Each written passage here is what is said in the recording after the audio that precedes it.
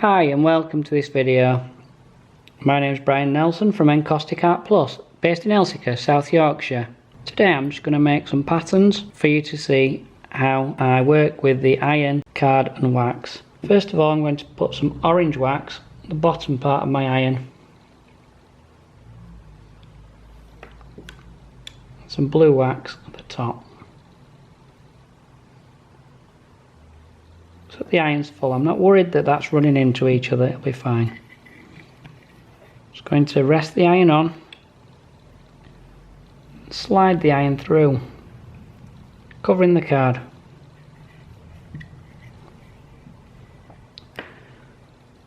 Where it's missed in the corner, I can just add a little bit more blue wax. And just bend my iron round, fill that corner in. Then I'm going to take my iron, give it a quick wipe over with a bit of tissue, lean it in, push down, slide, slide, slide, slide. And you've got a lightning strike, making a perfect little abstract, suitable for the background of a greetings card. This time I'm going to make a feather type pattern using the wax and the iron on the card. Just cover the iron in any colour that you prefer.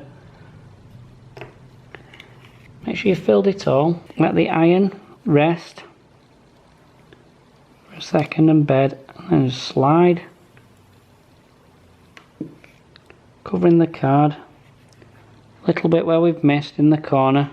There's plenty of wax on this card, we can just go straight over again, like so.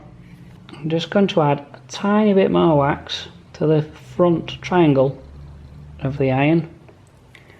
Rest it in the corner.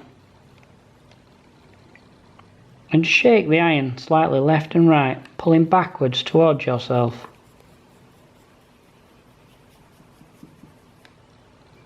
You can go in at the side and do the same again. You shouldn't need any more wax.